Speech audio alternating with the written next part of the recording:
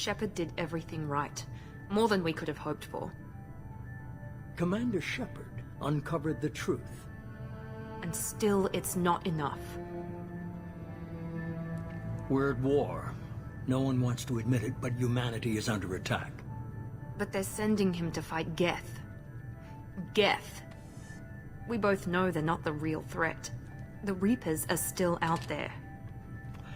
And it's up to us to stop them.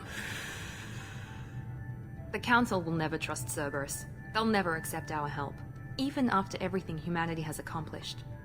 But Shepard, they'll follow him. He's a hero, a bloody icon. But he's just one man. If we lose Shepard, humanity might well follow. Then see to it that we don't lose him.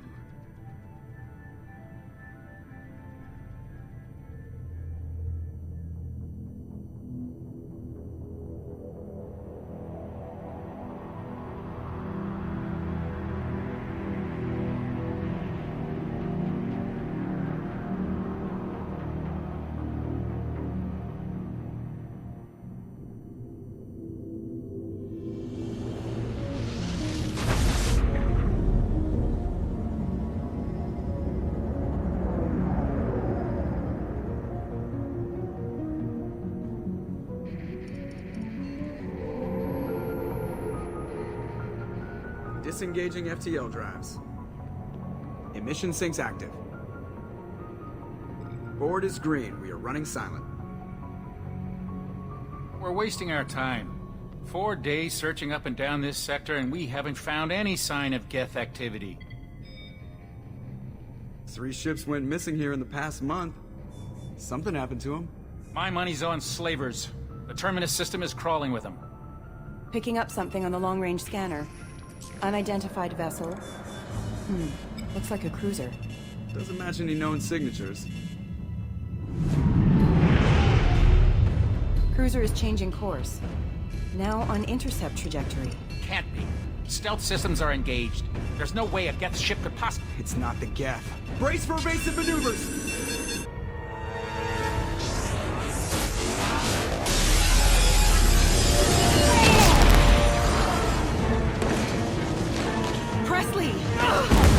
Kinetic barriers down.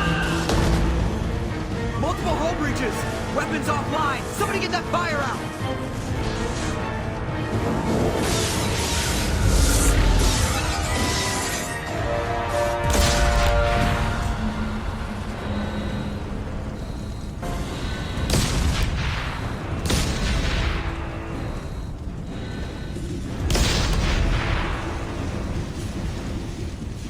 Shepard!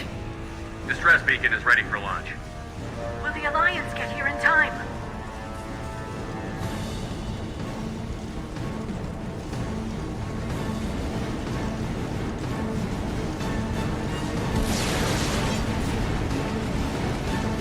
The Alliance won't abandon us. We just need to hold on. Get everyone onto the escape shuttle. Joker's still in the cockpit. He won't evacuate. I'm not leaving either. I need you to get the crew onto the evac shuttles. I'll take care of Joker. Shepard! Liara, go. Now. Aye, aye.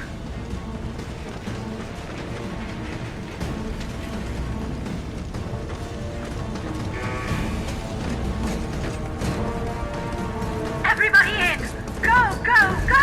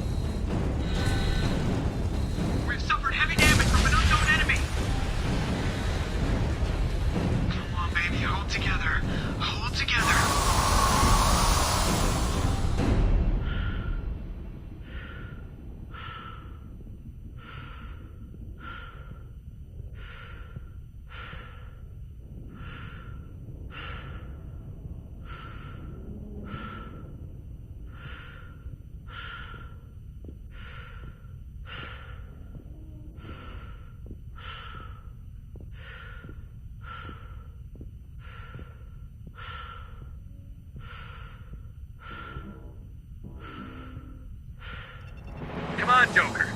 We have to get out of here. No, I won't abandon the Normandy. I can still save her.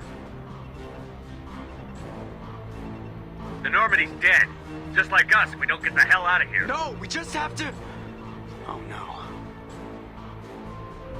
They're coming around for another attack.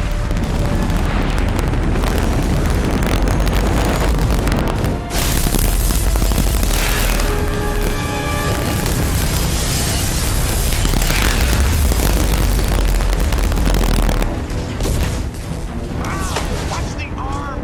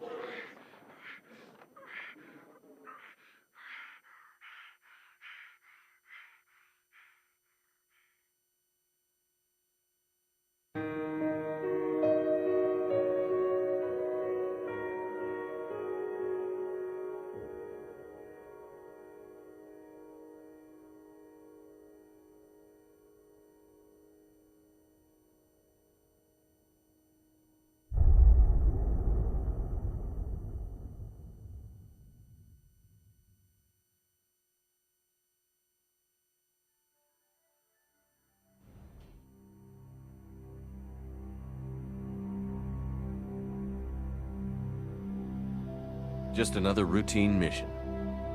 Why do they always say that before a mission? Of course it's routine. You haven't done anything yet. It's everything that happens along the way. The choices you make, the paths you choose, that turn the routine into anything but. Of course, that's how it started. A routine mission, answering a distress call. And look where that got me. We were testing out the Normandy, Captain Anderson's new ship, when the distress call came in. An Alliance patrol on Eden Prime had been attacked. They'd seen something they couldn't explain. And whatever it was massive. I hit the ground with my lieutenant, Caden Olenko. A good kid, loyal, by the book, with a talent for biotics. We came across the lone survivor of the patrol, Gunnery Chief Ashley Williams. A soldier to the core. Tough, disciplined, ready to take on whatever came her way. Ashley joined up with us and took us to the spot where she lost her squad. That's when we saw it. The ship. Like nothing I'd ever seen. It was massive, scorching the colony and everything around it as it blasted away.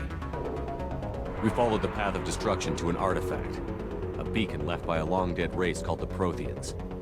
The colony had dug it up, and whoever attacked them had tried to take it. Chief Williams made the mistake of getting too close. It hit her with some type of energy. I grabbed her and threw her out of the way. That's when it hit me. Hard. Every muscle in my body went rigid. I couldn't move, could barely breathe. Everything went black. And then I saw something. A vision. A dream. A nightmare. By the time I woke up, we were halfway to the Citadel on our way to meet the Council. I was expected to explain what I'd seen. Anderson came along. So did Adina, our political representative on the Citadel. With those two heavyweights, it seemed reasonable we could persuade the Council that the ship we'd seen was a potential threat. As was the individual behind the attacks. The main suspect for the Eden Prime massacre was a Turian Spectre named Saren. He'd been seen by one of the survivors from the colony at Eden Prime, and there was some evidence to suggest that the ship was connected to Saren. But even Adina's pointed accusations weren't enough to convince the Council. They just couldn't believe one of their chosen elite Spectres could be guilty of something like that. They needed proof, which meant I needed proof. Fortunately, I wasn't alone in my search. Garrus, another Turian, wanted to help. A top agent for Citadel Security.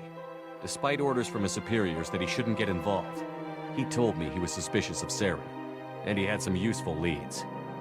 More importantly, he was willing to share them. That led me to Rex, the biggest, nastiest-looking Krogan bounty hunter I'd ever seen. He turned out to be more than just a brute. It was his intel that led to a fugitive with incriminating evidence on Saren.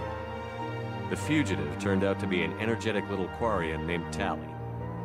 A tech expert with a knack for hacking, she'd procured some information on Saren. Evidence that proved Saren was dirty.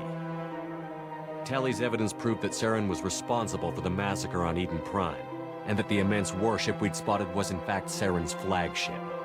But it went much further. Saren was trying to find a way to bring back a race of sentient machines from dark space. Machines allegedly responsible for cleansing the galaxy of all organic life. These Reapers were blamed for wiping out all life 50,000 years ago, including the Protheans, then disappearing back through the mass relays to dark space, leaving no trace they'd ever been. That explained why Saren was after the beacon, and it made some sense out of my visions. But not much else. We couldn't convince the Council that the Reapers were a threat, but they agreed Saren had to be stopped. They stripped him of his Spectre status and gave me the honor of becoming the first human Spectre. My first task? Bring down Saren. Anderson decided to stay behind, giving up his ship, the Normandy. He told me I would need it more than he would. He also pointed me in a direction. Liara, a Prothean expert, adept in biotics, and maybe most importantly, daughter of Benezia, Saren's top lieutenant. And like most Asari, as beautiful as she is intelligent, and born with a unique ability to meld with other species. Liara was able to help me decipher some of the vision the beacon had given me. Nothing concrete, but it gave me some clues. And a new appreciation for the Asari. Her technique for accessing my vision was unexpected, but not at all unpleasant. Ashley was a little concerned about the connection I shared with Liara. As commander, I knew either relationship had the potential to interfere with the mission.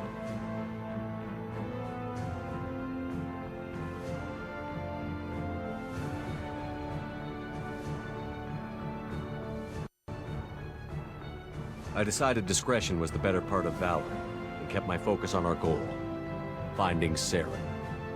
Thanks to Liara's help, we had our next lead, Benezia.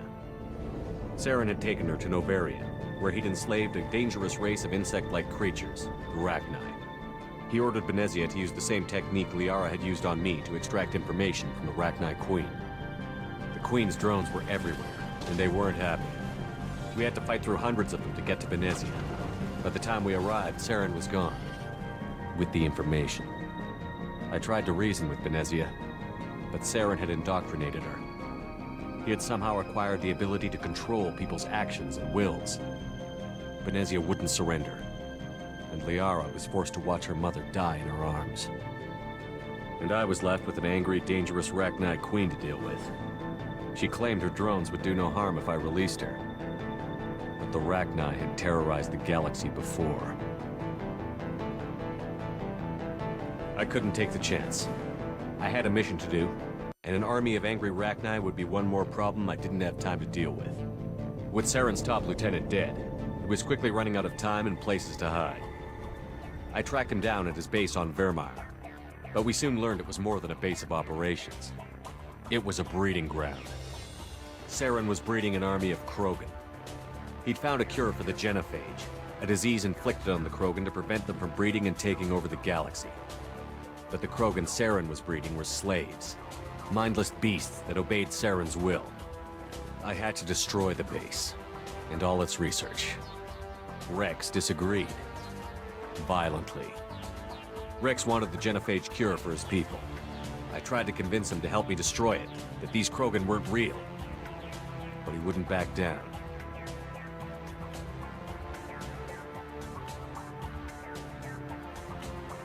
Fortunately, Rex is smarter than he looks. He realized this wasn't the way to help his people, and that Saren was the real threat. When we finally got to the center of the base, I realized just how close Saren was to completing his plan. He was already in communication with the Reapers. Sovereign, Saren's flagship we'd all assumed was just a ship was a Reaper. It spoke to me, threatened me. I could feel the menace it had for every living thing. It wanted me dead. It wanted us all dead. And I knew it was capable of doing just that. What I couldn't understand was why Saren would help it. But there was no time to think about it. Sovereign knew where we were. We had to destroy the base and get the hell out. I split up my team in 2 squads, sending Ash with one and Caden with the other as a distraction. We had a nuke, and we planned to use it. Before we could detonate the bomb, Saren showed up. We fought. I stalled him to make time for my team. And in talking to him, I realized the truth. It wasn't Saren who was indoctrinating everyone. It was Sovereign. The Reaper. And Saren was in deeper than all of them. He tried to convince me he was still in control. Said he found a way to reduce the Reaper's influence, but he was kidding himself.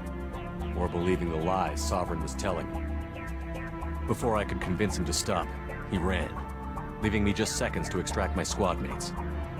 I tried, but I wasn't fast enough. I could only save one of them.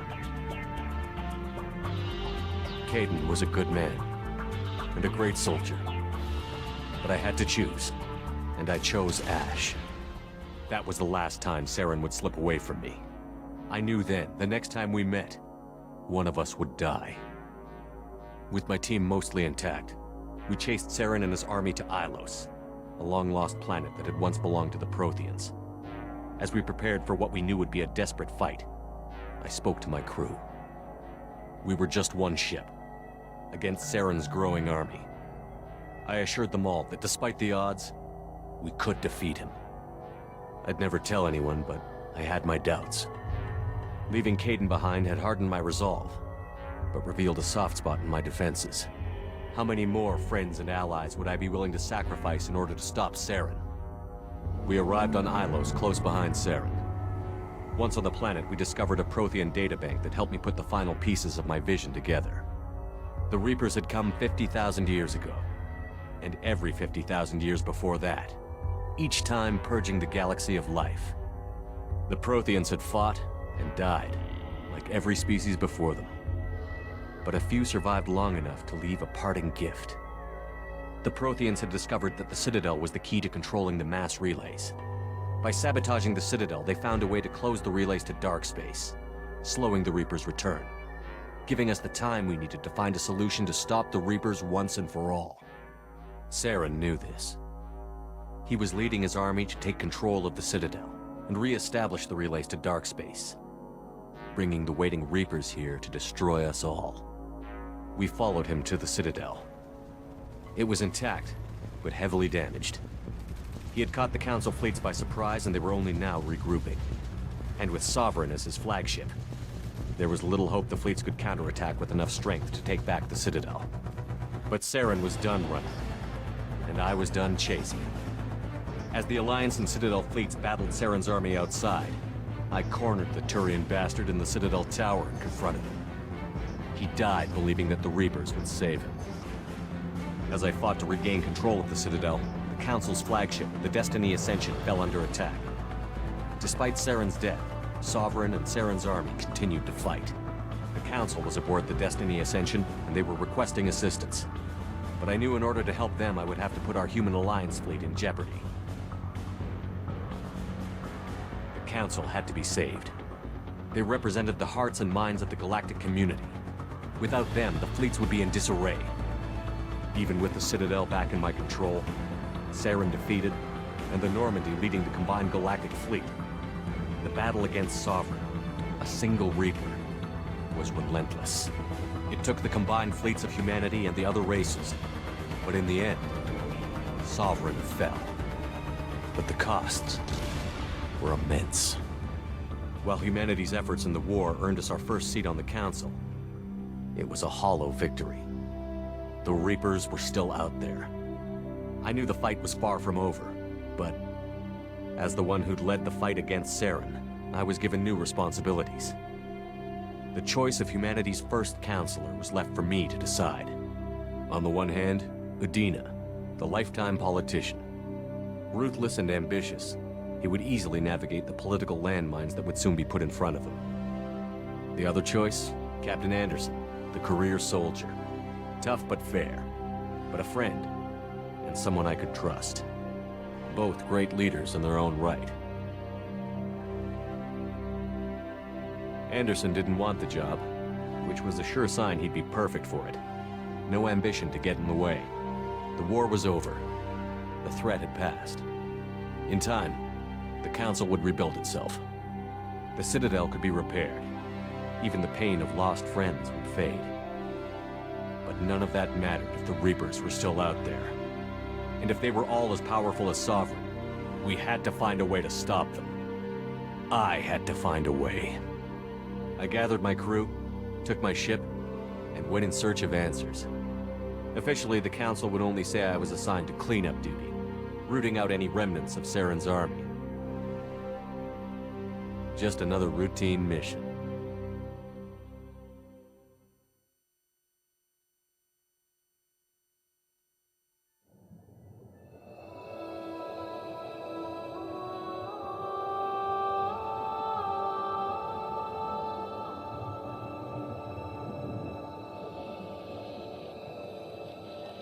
Commander Shepard has been recovered.